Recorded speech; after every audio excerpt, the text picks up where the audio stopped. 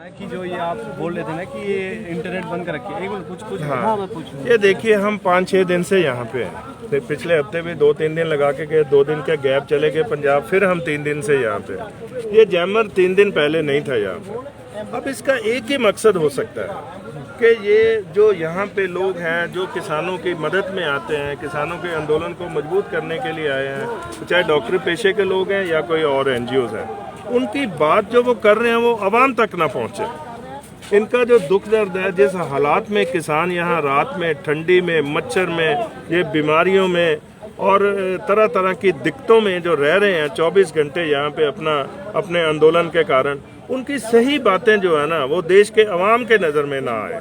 ये जैमर लगा, इंटरनेट नहीं चलता, मोबाइल नहीं चलता, टेलीफोन नहीं चलता, कुछ नहीं चल रहा है यहाँ से, ना लाइव हो सकते हो आप। इंटरनेट को डाउनलोड करने में यहाँ कोई 1G 2G 3G 4G कुछ भी नहीं, सब जैमर के थ्रू माध्यम से बंद कर रखे हैं। ये एक आज़ाद मुल्क में एक नागरिक के अधिकारों का हनन है। ये ऐसा नहीं हो सकता, सरकार नहीं कर सकती किसी भी तरह से, पर कर रही है। इसका मतलब यही है कि ये लोकतंत्र नहीं है, ये लोकतंत्र की हत्या है, अधिकारों का, नागरिकों का हनन है। कि किसान भी बैठे हुए हैं, सरकार को बात सुननी चाहिए।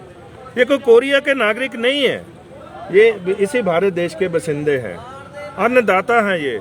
अगर ये अन्न खेतों में नहीं उगाएंगे, अगर अन्न ही आप नहीं उग पाएगा, उनको दुखी करेंगे तो खाएंगे क्या? ये महीने 2 महीने बाद भंडार खत्म हो जाएंगे, सब मर जाएंगे ये ऐसे ही। अरे उनकी बात तो सुनिए आप, इतनी जिद किस लिए? ये कोई मामा फुफड़ का खेल थोड़ा है ये। अरे देश के नागरिकों का है, देश का सवाल है ये। आपको क्यों लग रहा है कि सरकार क्यों रोक लगा रही है इतना समय से, क्यों नहीं काम करने दे रही है? मानसिकता साफ नहीं है और वो एक ग्रुप को, अपने आप को, ये मैं तो यहाँ तक कह देता हूँ, सरकार ने देश के ऊपर नाजायज कब्जा करके रखा हुआ है। जैसे किसी के प्लॉट के ऊपर, किसी की जायदाद के ऊपर नाजायज कब्जा होता है, चाहे वो EVM के माध्यम से है या जैसे है। मैं थोड़ा हट के जरूर बोल रहा हूँ, पर यही सच्चाई है। अवाम नहीं बोलेगा।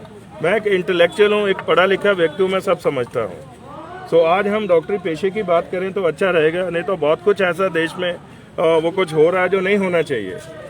एक आदमी की जिद के आगे आप लाखों लोगों की जान के दुश्मन बने हुए हैं। क्यों बने हुए हैं भाई?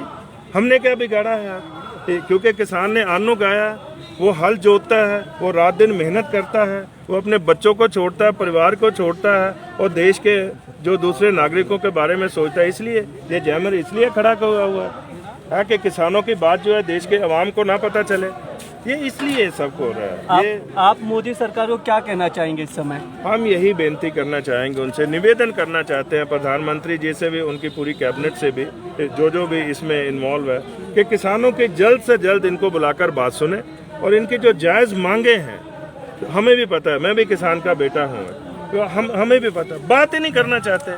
और बात करने से पहले आपका स्थिति बना देते हैं ऐसी कि किसान बात ना कर पाए।